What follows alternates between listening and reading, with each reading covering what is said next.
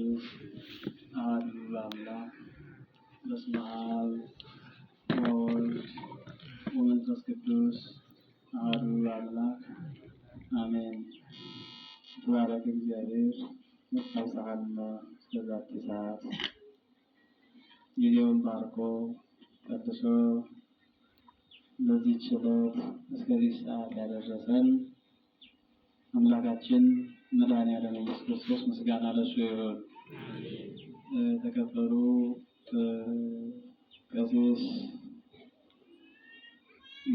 ገዳሙ የዚህ ቤተክርስቲያን የሰበካ ጉባኤ ሊቀመንበር፣ እንዲሁም የተከበራችሁ እግዚአብሔርን የምትወዱት እግዚአብሔር የሚወዳችሁ አቃተን ደከመን ሰለቸን ሳትሉ እግዚአብሔርን የምታገለግሉ ሊቃውንተ ቤተክርስቲያን፣ መምህራን፣ አባቶቼ ካህናት፣ ወንድሞቼ ዲያቆናት፣ እግዚአብሔርን የምትወዱት እግዚአብሔር የሚወዳችሁ ውድ የልዑል እግዚአብሔር ቤተሰቦች፣ የእመቤታችን የንጽሕተ ንጹሐን የቅድስተ ቅዱሳን የድንግል ማርያም የቃል ኪዳን ልጆች፣ ምዕመናን፣ አባቶች፣ እናቶች፣ ወንድሞች፣ እህቶች፣ ሕፃናትም ጭምር በኃያሉ በልዑል እግዚአብሔር ስም ሰላም እላችኋለሁ። እንደምን አደራችሁ? አይሰማኝም። እንደምን አደራችሁ? እንደምን ሰነበታችሁ? እንደምን አረፈዳችሁ? አሜን።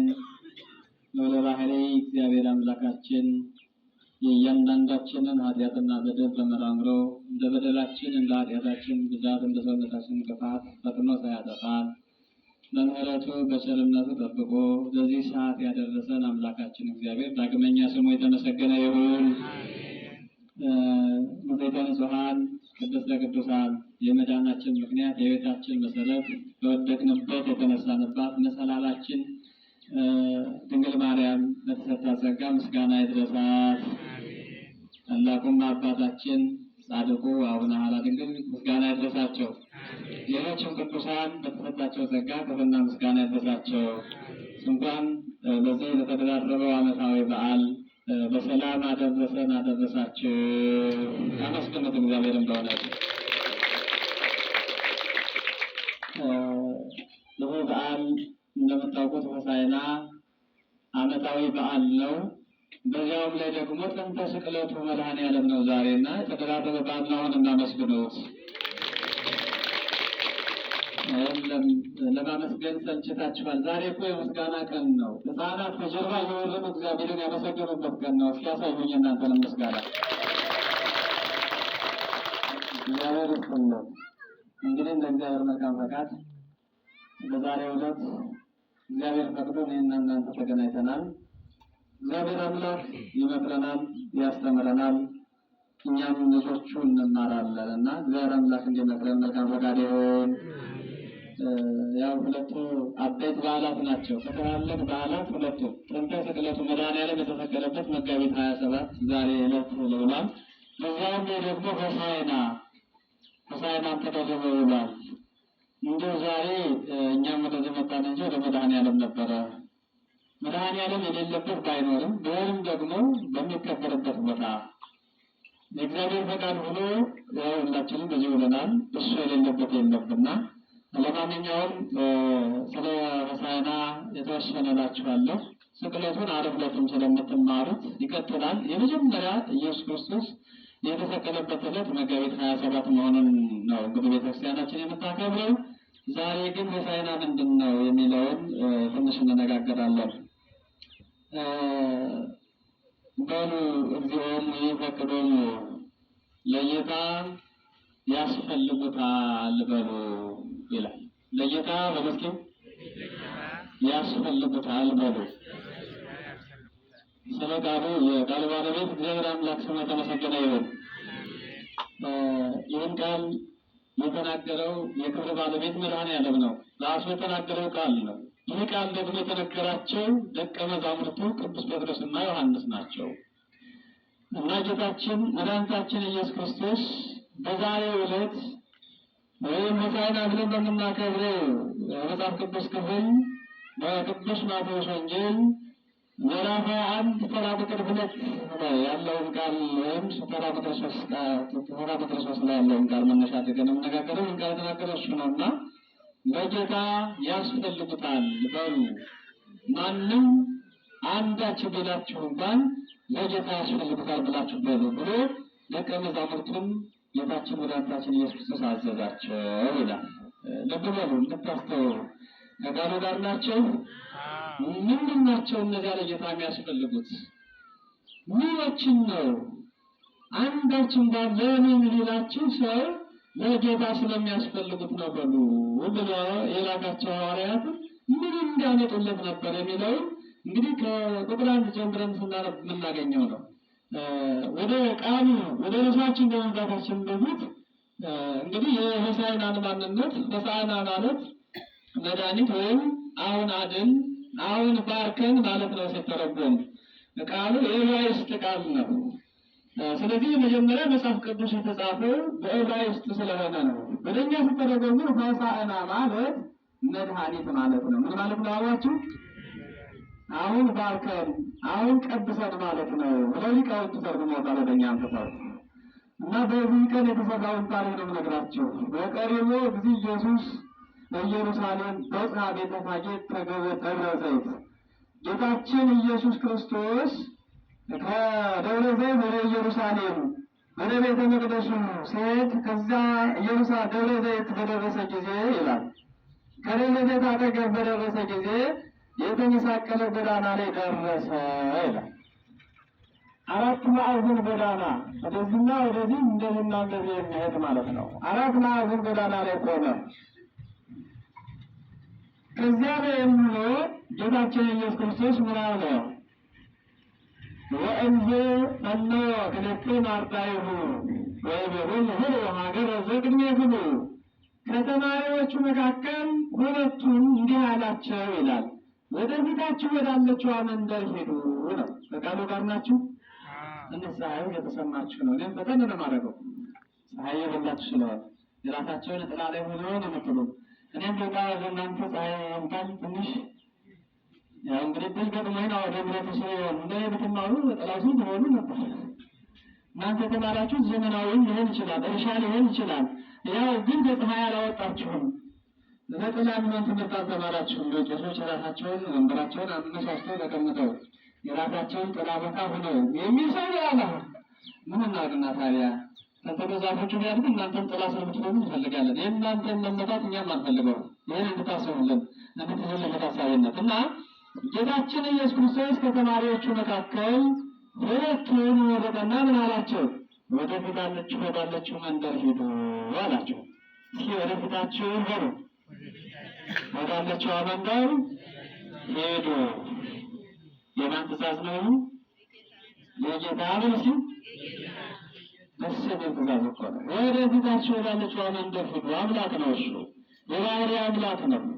ወይተረክቡ ብክተ ስልተ ምስለ ኋላ ያን ጊዜ አላቸው ወደፊታችሁ ወዳለችው መንደር ስትሄዱ አህያዋን ከውርንጭላዋ ጋር ታስራ ታገኟታላችሁ ነው። አህያዋን ሁሉ ከውርንጭላዋ ጋር ታስራ ታገኟታላችሁ። ፈትወን ዋምፀወን ፈታችሁ አምጡልኝ አለ። ማነው ይሄ ያለ? አህያ ከምን ጋር? ከውርንጭላዋ ጋር ታስራ ታገኟታላችሁ፣ ከግልገሏ ጋር ታስራ ታገኟታላችሁ። ያችንን አህያ ደግሞ ፈታችሁ አምጡልኝ። ወእነሆ በቤለክሙ በሉ እግዚኦን ይፈቅዱን። አንዳች ለምን የሚላችሁ ሰው ቢሆን ለምን ትፈታላችሁ አህዮችን የሚል ቢኖር ለጌታ ምን ያስፈልጉታል? ለጌታ ያስፈልጉታል አላቸው። እንግዲህ በዛሬው ዕለት ታሪኩ ሰፊ ነው። እውነት ለመናገር ጌታችን መድኃኒታችን ኢየሱስ ክርስቶስ 3 ዓመት 3 ወር አስተምሮ ትምህርቱን የሚቋጭበት ወቅት ወደ ቤተ መቅደሱ መምጣት ነው የፈለገው። ደቀ መዛሙርቱ እየተከተሉት፣ ነገር ግን ከእነሱ ቀድሞ ደግሞ 2 መልእክተኞች እንዲሄዱ አዟል። እነሱም ቅዱስ ጴጥሮስና ዮሐንስ ያዘዛቸው። ወደፊት ወዳለችው መንደር ፈጥናችሁ ሂዱ፣ አህያ ከውርንጭላዋ ጋር ታስራ ታገኛላችሁ። ፈታችሁ ደግሞ ምን በሉ አምጡልኝ። ለምን የሚላችሁ ሰው ቢኖር ደግሞ ለጌታ ያስፈልጉታል በሉ። እና ሊቃውንቱ ምን አሉ? እነዚህ አህዮች የተሰረቁ አህዮች ናቸው። የሰማችኋል? ሌባ እኮ አስቸጋሪ ነው። አህያ ይስረቅ እንደ ለመደበት መስመ መርፌ እንደሆነ አለቅ እንኳን አህያን ያህል ትልቅ ሀብት። አህያ እኮ ትልቅ ሀብት ናት። ጌታም አልናቃት። ጌታ ብዙ ጊዜ ይችንን አህያ ታሪክ ሰርቶባታል። ነገር ግን እኒህ አህዮች የተሰረቁ ናቸው። ሌባ ወስዶ ጫካ ላይ አስሯቸዋል። ጌታ ይህን ያውቃል። ሌላው ሰርቆ ወስዶ አስሮ ደብቋቸዋል። ኢየሱስ ክርስቶስ ደግሞ የዚያ ሌባ ሀብት አይደለም። እነዚህ አህዮች አምጧቸው፣ በተፈጥሮ የኔ የፈጠሯቸው አህዮች ናቸው። እንደ ባለቤት ደግሞ ለሌላ እንዲገለገልባቸው የሰጠኋቸው ናቸው። አንዳች እንኳን የኔ ናቸው የሚላችሁ ቢኖር ለጌታ ያስፈልጉታል ብላችሁ ፈታችሁ አምጡልኝ አላቸው። ይልና ወዘኩሉ ዘኮነ ከመ ይትፈጸም ዘተቤለ በነቢይ ይላል። ይህ ሁሉ የሆነው በነቢዩ የተነገረው ይፈጸም ዘንድ ነው። ትንቢቱ ያለና ቅዱስ ዘካርያስ አስቀድሞ በትንቢት ተናግሮታል። ክርስቶስ ሰው ሳይሆን ክርስቶስ ሳይመጣ ነዋ ንጉሥኪ ይመጽእ ኀቤኪ ጻድቅ ወየዋህ እንደዚያ እንዲወድቅ ወዲህ በኋላ ትንቢተ ዘካርያስ ምዕራፍ 9 ቁጥር 9 ላይ ምን ይላል? እነሆ ንጉሥሽ አዳኝና የዋህ ትሑት ሆኖ በአህያዋና በውርንጭላዋ ተጭኖ ወደ አንቺ ይመጣል። የጽዮን ሆይ ኢየሩሳሌም ሆይ እያለ ስለ ኢየሩሳሌም ከተማ ትንቢት ተናግሮ ነበር። ይህ ዘካርያስ የተናገረው ትንቢት ያልቅና ይፈጸም ዘንድ ጌታችን ኢየሱስ ክርስቶስ በአህያ ተጭኖ ወደ ቤተ መቅደስ ይመጣ ዘንድ ለጌታ ደቀ መዛሙርቱ ወደፊት ሂዱ አላቸው። ከድሮ ሀብት እሱ ቅዱሳንን በደመና እንዲጫኑ ደመና ያዘዘላቸው በፈረስ እንደው ነገስታቱን የጫኑበት ፈረስ ገድሮ ሰረገላ እያለ ዝቅ ባለችዋ በተናቃችዋ በአህያ ተቀመጠ። ይሰማችኋል? እንደው ቅድም ቀሲስ ገዳሙ ዛሬ የቀረሰው ምንድነው ስለሰማቸው? አቤት አህያ ምንድን ነው? ትክክል ነው። ሁለት ትርጉም አለው። በአንድ በኩል አልቀበላቸውም፣ በአንድ በኩል ግን እቀበላቸዋለሁ። አህያ ያው ከሞተ ምንም የለውም። በመጽሐፍ ቅዱስም ርኩስ ነው ማለት ነው አይደል? ያልተባረከ ነው፣ ያልተቀደሰ ነው ማለት ነው። በሁለተኛው መንገድ ግን እንደ አህያ እግዚአብሔር ያከበራት የለችም። አህያን አይታችኋል። ፈረስ እያለ ሰረገላ እያለ ደመና እያለ ሁሉ ነገር በእጁ ሳለ በነፋስ ሰረገላ መጫን ሲችል፣ ነገር ግን ከፍጥረታቱ ከእንስሳቱ ሁሉ የመረጠ ማንን ነው? አደራ አህያ ብላችሁ እንዳትሳደቡ። አህያን እግዚአብሔር አክብሯታል። አህያን እግዚአብሔር ቀድሷታል። መለኮትን የተሸከመች ናት። ሄዱ ደቀ መዛሙርቱ ምን አደረጉ? እግዚአብሔር እንዳዘዛቸው ወደ ፊት ወዳለ መንደር ሄዱ። በዚያም ሄደው ደግሞ አህያዋን ከውርንጭላዋ ጋር ተስራ አገኟት። እሷንም ፈተው ይዘውለት መጡ ይላል። ከዚያ በኋላ እስከ አህያዋ ላይ ደግሞ ልብሳቸውን እንደ ኮረቻ አድርገው በዘበዙለት። ጌታችን ኢየሱስ ክርስቶስም በአህያዋ ተጫነና ወደ ቤተ መቅደሱ መጣ። ይህን ጊዜ ብዙ ሕዝብ ይከተለው ነበርና በፊትም በኋላም በቀኝም በግራም የነበሩት ሁሉ ልብሳቸውን እያወለቁ ክርስቶስ የተሰቀለባት ክርስቶስ የተሸከመች አህያ አማራ ሊነካት አይገባም እያሉ ልብሳቸውን እያወለቁ መንገድ ላይ ማንጠፍ ጀመሩ። ምስጋና በሆነ በዛወት በነበሩ ሰዎች አመስግናቸው። ክርስቶስን አምላክን ያህል ጌታ የተሸከመች አህያ አቧራ አይነካትም አሉና ልብሳቸውን እያወለቁ በመንፈሳዊ ቅናት እንደነበረ እግዚአብሔርን ሲያገለግሉ ከልብ ነውና ልብሳቸውን እያወለቁ፣ ሌሎቹ ደግሞ ፍታና በዛፍ እየለጠፉ ቅጠሉ ሁሉ ማንጠፍ መስገድ ጀመሩ። ታዲያ ዛሬ ወጣቱ ጌታ ምቶት ነው እንዳይባል ከዚያ የተማርነው ነው። ሰኔን ማንጠፍ፣ ምንጣፍን ማንጠፍ፣ ዳውጫውን ማንጠፍ ታቦት ሲወጣ እንዴ ታቦት ወጥቶ እንዴት በባራ ይወጣል? ታቦት ወጥቶ የተሸመከረው ካህን አባራ ሊነካው አይገባም፣ ክብር ይገባል። ከሰውና ከአህያ ማን ይበልጣል? አቤት አንዳንድ ሰው ደግሞ አቤት ካህናቱ እግራቸውን አቧራ እንዳይነካቸው እኮ ነው ያለው ምንጣፍ ይላገራሉ ነው ያልታደለው በረከት የሌለው። በረከት የታደላቸው ደግሞ አቧራው እየበነነባቸው በእጃውን እየተሸከሙ ላባቸው ጠብ እያለ ታቦትን የተሸከመው ካህን አቧራ እንዳይነካው ያነጥፋሉ። መጽሐፍ ቅዱሳዊ እንጂ ዛሬ የመጣ አይደለም፣ ወይም ትናንት የተፈጠረ አይደለም። በዚያ ወቅት የነበሩ ሰዎች እነሆ የሚመሩትም የሚከተሉትም ሆሳዕና በአርያም ሆሳዕና ለወልደ ዳዊት ለዳዊት ልጅ ለዳዊት መባል ይገባዋል፣ ለዳዊት በአርያም ምስጋና ይሁን እያሉ ሰሌዳቸውን እያዘነበቱ ክፍል ለትእዛዙ እየገበጡ እያለጠፉ ወደፊት ይጓዙ ነበር። ሕፃናትም ሁን ጊዜ ሆሳዕና ለወልደ ዳዊት ሆሳዕና ቡሩክ በምስለ ስመ እግዚአብሔር ሆሳዕና በአርያም እያሉ ከጀርባ እየወረዱ አምላካቸውን ኢየሱስ ክርስቶስን ያመሰገኑበት የምስጋና ቀን ነው። እስኪ እናንተ ማመስግኑት። እንዳለነባ ደግሞ የተኛ ሰው ያለው ማህሌት አብራችሁ ነው አላችኋል። እንግዲህ በሙሉ ካህናቱ እንደገና አይናቸው ፈቷል። እናንተ ደግሞ ተኝታችኋል። እስኪ ነጋ ነጋ በሉ፣ ቀና ቀና በሉ። እናታችን አረግድ የለም፣ በመኝታ በረከት የለም፣ በመተኛት በመንቀላፋት የሚሰጥ ጸጋ የለም።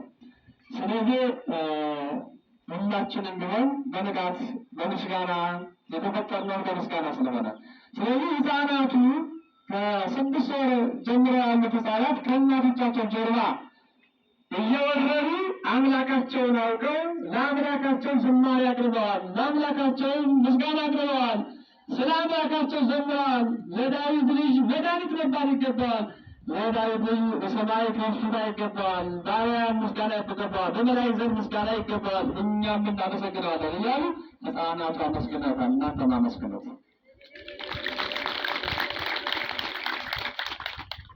እና ጌታችን ኢየሱስ ክርስቶስ እንዲህ እየተመሰገነ ኢየሩሳሌም በምስጋና እየተናወጸች ሕፃናቱም አያውቁም ሽማግሌዎችም ወጣቶችም እያመሰገኑ ሲሄዱ ከእነርሱ መካከል ደግሞ ብዙ ጠላቶች ነበሩ፣ ክርስቶስን የሚቃወሙት ከፈጣሪ ጋር ያመጣሉ። የማያሸንፉን ጠላት ለማሸነፍ የተነሱ ክርስቶስን ጠላት አድርገው የተነሱ ክርስቶስን ለመስቀል ሲሮጡ የነበሩ የሕፃናት ምስጋና ከሽማግሌዎች ምስጋና ጋር ሲደመር ምድሪቱ በምስጋና ስትናወጥ ክርስቶስ ሲመሰገን የከፋቸው ሰዎች አሉ። ይሰማችኋል? ማን ሲመሰገን?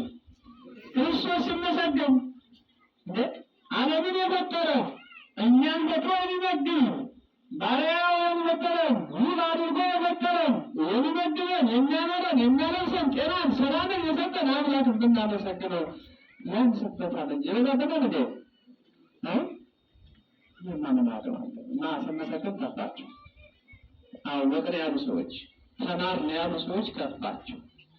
ጌታ ሆይ ያሉ ነሮ ያሉ ማለት የተነሱና አቤት አላቸው። ጌታ ምንድነው እንዲህ ሕፃናት እኮ አደናበሩን፣ የእነሱ ጩኸት እኛን ረበሸን፣ እያወከን ነው። ሕፃናትን ዝም በሉ በላቸው አሉ ምቀኞች። ዛሬም እኮ ከተማ ላይ እንዳይገባልን ማይኩ ይዘጋለን የሚሉ አካላት ተነስተዋል። ቤቱን በሙሉ እያደነቆራችሁ ነው። ያውም እኮ ከክርስትናው መካከል ያሉ ሰዎች ናቸው። ክርስትናው ያልገባቸው በስመ ክርስትናው ቢኖሩ ስሙን ተሸክመው ክርስቲያን ተብለው ነገር ግን የቤተ ክርስቲያኒቱን ጣዕም የማይፈልጉ ሊቃውንቱ በማይክ ሲያገለግሉ ሲያመሰግኑ ሰምተው አይ እኛ ቤተ ክርስቲያኑ አጠገብ ስለሆነ እባካችሁ ማይክ ዝጉልን ብለው ደብዳቤ የሚጽፉ ሰዎች አሉ። እግዚአብሔር አምላክ ልቡና ያስጣቸው። እነዚህ በጠላትነት የተነሱ ናቸው። እነዚህ ደግሞ ሳያውቁ ነው። እና ምን አሉ? ሕፃናት አደከሙን፣ ጩኸታቸው የቀጠቀጠን፣ ረበሸን፣ አወከን። ለምንድን ነው እንዲህ ሕፃናት ዝም በሉ በላቸው አሉ። አሁን የሕፃናት ጩኸት ረብሻቸው አይደለም። ሕፃናት እኮ እያመሰገኑ ነው አምላካቸውን አውቀው ፈጣሪያቸውን ተረድተው ምስጋና እንደሚገባ ተረድተው የተፈጠረው ምስጋና እንደሆነ አውቀው እየጮሁ ነው። እነሱ ግን አይ ረበሽን አሏቸው። ነቢዩ ቅዱስ ዳዊትም እኮ ማፈደቂ ወሕፃናት አስተዳለው ከስብሐተ ከሕፃናት ከሚጠሩት አንደበት ምስጋናን አዘጋጅ ብሎ አስቀድሞ ትንቢት ተናግሯል። ከ1000 ዓመት በፊት ክርስቶስ ሰው ከመሆኑ በፊት ይህ ታሪክ ከመፈጸሙ በፊት በሕፃናት እንደሚመሰገን በሕፃናት ምስጋና እንደሚቀርብለት ጌታችን ቅዱስ ዳዊትን እንዲህ ተናግሮታል። ከሚረቡትና ከሕፃናት ምስጋናን አዘጋጀህ። ዲያብሎስን ደስ አይበለው ብለህ ዲያብሎስን ይክፋው ብለህ ዲያብሎስ የምታሰርበት ጊዜ የሰው ልጅ ከታሰረበት የምትፈታበት ጊዜ እንደደረሰ ሳሳይ ነው። በተሰራየ ገፋ እያለ ገፋይና ተቃራኒ የሆነ ዲያብሎስን ደስ አይበለው ብለህ ከሕፃናት አንደበት ምስጋናን አዘጋጀህ ብሏል እና ለትንቢቱ ይፈጸም ዘንድ እግዚአብሔር አምላክ በቅዱስ ዳዊት ላይ የተናገረው እንዲፈጸም ይህንን ነገራቸው። እነሱ ግን አልሰሙም። እሺ አለ መድኃኔዓለም። እስኪ እሺ በሉ እናንተም። መድኃኔዓለም ሁላችንም እሺ በለን። አያችሁ ሕፃናት ዝም በሉ በላቸው ነበር ብለው አይሁድ አዘዙት። እሺ አላቸው። እሺ እኔስ ልበላቸው እነዚህ ሕፃናት ዝም በሉ ብላቸው አለ። በእባ አርመም ሁሉ እኒህ ዝም ቢሉ ሁሉ አይባል እነንተ አይባል እኒህ የቢታንያ ድንጋዮች ዝም ይሉ መሰላችሁ? እኔስ እነዚህ የሚናገሩትን ማመስገን የሚችሉትን ሕፃናት ዝም በሉ ብዬ ዝም ላሰኛቸው፣ ግን ደግሞ ማይናገሩትና መንቀሳቀስ የማይችሉት ድንጋዮች ዝም አይሉላችሁም። እነዚህ እሺ ዝም በሉ ሕፃናት ብዬ ዝም ላሰኝላችሁ ሲል ድንጋዮች ግን እየተነሱ ሆሳዕና በአርያም ሆሳዕና ለወልደ ዳዊት፣ ለዳዊት ልጅ ምስጋና ይገባዋል፣ መድኃኒት መባል ይገባዋል፣ ከፍታ ይገባዋል፣ ታላቅ አምላክ ነውና እያሉ ድንጋዮች አመሰገኑ። ምስጋና ለልዑል እግዚአብሔር በእውነት እናንተ ምስኪን ዛሬ እንዳጠቃላይ ምስጋና ቀባችሁ ነው መሆናችሁ ነው። ከበሮ ጸናጽሉ ተሰቅሎ ሰንብቶ ዛሬ ተፈቷል። ዛሬ ስጩህ ነው ያደረው እንደልቡ ጸናጽሉን ይላል ወደ ሊቃውንቱ የጸናጽሉ ከዜማ ጋር እያስማሙ እግዚአብሔርን ሲያመሰግኑበት ነው ያደሩ። ከተሰቀለበት ወርዷል። ለምን? ይሄ ትልቅ በዓል ስለሆነ፣ አብይ በዓል ስለሆነ፣ የምስጋና ቀን ስለሆነ፣ መላእክትና የሰው ልጆች ያመሰገኑበት ቀን ስለሆነ፣ ስለዚህ በዚህ ቀን ሕፃናት ብቻ አይደለም ያመሰገኑት፣ ሽማግሌዎችም መካከለኞችም ከጀርባ የወሩ ሕፃናትን ሲያመሰግኑ ምቀኞች ግን ለምን ብለዋል በምላችሁ። ተቃራኒ አይጠፋም። ተቃራኒ ስለማይጠፋ እኛ መካከል እንኳን በጎ ነገር ብታሰብ አይሆንም የሚል ተቃራኒ አይጠፋም። እዚችም እንኳን እዚች የተሰባሰቡ ሰዎች መካከል ስለ በጎ ስራ አይሆንም የሚል ሰው አይጠፋም። መልካም ስራ ቢባል አይሆንም የሚል አይጠፋም። ይሄ መቼ ሰይጣን አንዳንድ ያጣያ ራሱ ይሆነ ራሱ ማደሪያ ስለሚፈልግ ነው። እና በዛሬው ዕለት እነዚህን ድንጋዮች እንዴት አድርጋችሁ ታስቆማቸዋላችሁ? የቢታንያ ድንጋዮች ተነሱ፣ እየተምዘገዘጉ ወደ ክርስቶስ እየመጡ እየወደቁ እየተነሱ ምስጋና እንደሚገባው ስግደት እንደሚገባው እውነት ምስጋና ቢቀርብለት ምስጋና በሰዎች አንደበት ቢቀርብ ምስጋና ክብር የማይጨመርለት የባህሪ ክብር ያለው አምላክ መሆኑን ያወቁ ድንጋዮች ግን እየመጡ አመሰገኑት። ሰዎች ግን አናመሰግንም ብለው ምስጋና ከልክለዋል። ለእንደነዚህ አይነት ሰዎች እግዚአብሔር አምላክ ልቡን አይስጣቸው። አሜን በሉላቸው። አሜን እኮ ምርቃት ነው። ይሁንላቸው፣ ይደረግላቸው፣ ይፈጸምላቸው ማለት ነው። ልባቸው የደነዘዘ ሰዎች ሲያመሰግኑ አይተው አብረው የማመስገን ያልቀኑ ይልቁንም የሚያመሰግኑትን አንደበት የሚዘጉ ክፉዎች አሉ። እና በዚህ ሰፈር ያላችሁም ደግሞ ትንሽ ቆይታችሁ እናንተ ምስጋናን ታከለክሉ አደራ። አይ ነገር የሴ እኛ መተኛ ከልክላችሁናል እንዳትሉ፣ ብትችሉ አብራችሁ አመስግኑ። ተሽሽሉ ማለት ቆሎ ካልቻላችሁ ደግሞ አዳምጡ ቤታችሁ ላይ። ይሄ እኮ መልካም ዕድል ነው። ቴክኖሎጂ ያመጣውን መልካም ዕድል መጠቀም ነው። መጥፎውን መጥፎው ነው። እና ጌታችን ኢየሱስ ክርስቶስ ለጌታ ያስፈልጉታል በሉ አለ። እነማን? አህዮች። አህዮቹ ለጌታ ስለምታስፈልገው ሄዱና አንዳች የሌላችሁ ነገር ቢኖር አህያዋ ስትከቱ ወይንም የሌላችሁ ቢኖር አህያዋ ታስፈልጋለች በሉ እና ቅድም እንደጀመርሁላችሁ የአህያዎች መታሰር የሰው ልጅ 5500 ዘመን የመታሰሩ ምሳሌ ነው። ስንት ዓመት አሏችሁ? በኃጢአት ማሰሪያ ተፈጽሞ ታስሮ ሰላም ተነፍቆት ነፃነት አጥቶ መልካም የሰሩት ሁሉ ሳይቀር ገነት ተዘግታ ስለነበር ወደ ሲኦል እየወረዱ ሲኦል ውስጥ ይከማቹ ነበር። ሲኦል ውስጥ የወረዱ ይታሰሩ ነበር። ስለሆነም ደግሞ አህያይቱ መታሰሯ የሰዎች መታሰር ምሳሌ ነው። መብታችሁ አምጡልኝ ያለ የሰው ልጅ ከታሰረበት ኃጢአት ማሰሪያ የሚፈታበት ጊዜ ደርሷል ሲል ነው ብለው ሊቃውንቱ ተረጉመዋል። የሰው ልጅ ከታሰረበት የሚፈታበት ነፃነት የሚታወጅበት ቀን ደርሷል። ይሄ የትንሣኤ ዋዕይ ዜማ ላይ ነው። የትንሣኤ ዋዕይ ዜማ ላይ ነው ያለንና ስለዚህ የታሰረ የሰው ልጅ ሁሉ ይፈታል። አሳሪው ዲያብሎስ ደግሞ ተመልሶ ይታሰራል። ዲያብሎስ የሚታሰርበት ጊዜ ደርሷል። እሱ የሚገባበት ጊዜ ዲያብሎስ አገዛዝ አክትሞለታል፣ አብቅቶለታል። ቀጣይ ግን የሰው ልጅ የታሰረው ይፈታል። ስለዚህ ፈታችሁ አምጡልኝ ማለቱ ይሄንን ነው ብለው ተናግረዋል። ሌላው ቅድም እንደነገርኳችሁ ክርስቶስ አህያ አጥቶ አይደለም፣ ማነው ሰረገላ አጥቶ አይደለም። አተፍ ሰረገላ እምኤፍሬም አፍራሰ ይሁዳ። እንግዲህ በአህያ ተቀምጦ መምጣቱ ምንድን ነው ካላችሁ ብዙ ትርጉም አለው። ይህን ስትሉትም ፀሐይ ይበላችኋል፣ ጊዜ ይቃጠላል። አህያን እንግዲህ እንደነገርኳችሁ ትንቢት ይፈጸም ዘንድ የተነገረ ትንቢት ይፈጸም ዘንድ አህያዋ በአህያ ላይ ተጭኖ መጥተዋል ብያችኋለሁ። ሌላኛው የአህያ መቀመጡ ለምንድን ነው ካላችሁ የአህያ በጣም የተናቀች ናት። በፍጥረቱ ዘንድ በትውልዱ ዘንድ አህያ የተናቀች ናት። ክርስቶስም ደግሞ እኛ የተናቅነዎችን ባህሪያን ባርነቱ ሰዎች ለማከር በእኛ ለማለት ወደ እኛ ነው የመጣው። እሱ ልዑል ሲሆን እሱ ገናና አምላክ ሲሆን ወደ ተናቅነዎች፣ ወደ ተባረነዎች፣ ከኃጢአት ማሰሪያ ወደ ታሰርነ ሰዎች ነው የመጣው። ሌላው የአህያም ትርጉም ካየነ ሰዓትና ጊዜ አያበቃንም እንጂ ብዙ ትርጉም ነው ያላት። ሊቃውንት ከ10 በላይ አተታ ወይም አንድምታ ተርጉመው አስቀምጠውልናል።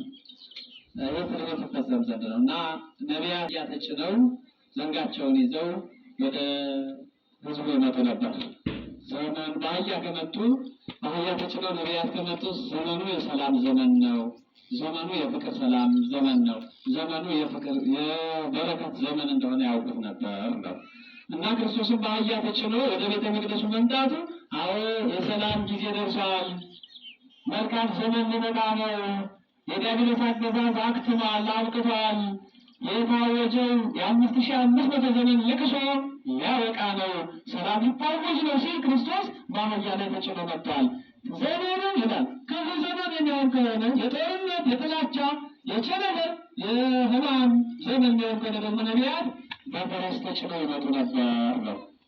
ዘንጋቸውን ይዘው ነፃነታቸውን ይዘው ሲመጡ ሳያቸው ዘመኑ የክፉ ዘመን እንደሆነ አውቀው ያዝኑ ነበር። አሁን ግን ክርስቶስ በአህያ ተጭኖ መምጣቱ የአባቶችን ትምህርት ለመፈጸም አባቶች የሄዱበት መንገድ ለመሄድ ይህን አድርገዋል ማለት ነው እና አህያ እኛ ንቀን ነው የምናያት። ሰውንም አህያ ብለን እንሳደባለን። አንዳንድ ጊዜ አንደበታችን ሰዳድም ብለን እንደመጣልን ሰው አህያ ሰው ብሎ ሊሰደብ አይገባውም። አህያዋን ያህል ሰው እግዚአብሔርን አላከበረውም እኮ። ይሰማቸዋል። ማን ነው ከሰው መካከል ክርስቶስን አዝሎ 2 ኪሎ ሜትር የሄደው? እና ታዲያ ለምን አህያ ብላችሁ የምትሳደቡ? የአህያዋን ያህል ክብር ማን አለው? እንዲህ ስላችሁ ደግሞ ለካ ከአህያ በታች ነን ብላችሁ እንዳታስቡ። ከእሷ በላይ ናችሁ። ካወቅንበት ከአህያዋ በላይ ነን። አህያዋ ምንም የምትኮነን የምትጸድቅ ነፍስ የላትም። ደመ ነፍስ ናት። ደማዊት ነፍስ ብቻ ያለቻት ናት። የእኛ ግን ነፍሳችን ሕያው ናት። በሕያ ሥላሴ የተፈጠረች ናት። ሕያዋን ናቸው ሥላሴ፣ እኛም ሕያዋን ነን ካወቅንበት መልካሞች ከሆነ እና አህያ ተብሎ ሰው አይሰደቡም። የአህያን ያህል ክብር እንደው አላየንም። ጌታችን ኢየሱስ ክርስቶስም ወደ ቤተ መቅደስ የመጣ በእሷ ነው። እንግዲህ የሆሳዕናን ታሪክ ቅድም እንደነገርኳችሁ የሰሌን ዝንጣፊ እየያዙ አመስግነውታል። ለምን ሰሌን ምን አስፈለገ? ሌላ እጽዋት ለምን አልያዙም ካልን እንግዲህ ሰሌን አባቶቻችን እንዳስተማሩና እንደተረጎሙልን የድል አድራጊነት ወይም የምስራች ማብሰሪያ ነበር። የቅዱስ ይስሐቅ እናት ሳራ የቅዱስ አብርሃም ባለቤት ለዘመናት ልጅ አጣ ኑራ በ89 ዓመቷ ነው ልጅ ያገኘችው። ይሰማል እናቶች? በስንት ዓመቷ? 89 ዓመት ቢኖር እናት አለ አሁን በእድሜ አይደለም መውለድ በረከቱን እድሜውን አጥተነዋል እኮ። እሷ ግን በ89 ዓመቷ ነው ልጅ የወለደችው እና ያን ጊዜ አርጅታለች፣ አብጅታለች፣ አብቅታለች፣ አትወልድም ስትባል ይስሐቅን ታላቁን የእግዚአብሔር ምሳሌ የሆነውን የመሥዋዕት ክርስቶስ ምሳሌ የሆነውን ይስሐቅን በወለደች ጊዜ ዘመዶቿ በእርጅና የወለደችው ልጇ ነው ሲሉ ደስ ብሏቸው የዘንባባውን ዝንጣፊ ይዘው አመስግነዋል። ስለዚህ ይሄ የምስራች ነው። ሌላው ደግሞ የድል አድራጊነትም እንደሆነ ሰሌን ይተረጎማል ማለት ነው። ያቺ ዮርዳኖስን የገደለችዋ ሴት ቅድስት አስቴር እሷም እስራኤል ላይ ግዳቸው የነበረውን አረመኔ ንጉሱን ካጠፋች ከገደለች በኋላ ይቺ ሴት እልፍ መዋኢ ናት፣ እልፍ ገዳይ፣ ሺህ ገዳይ እያሉ ብዙና በዝንጣፊ ይዘው አመስግናታል።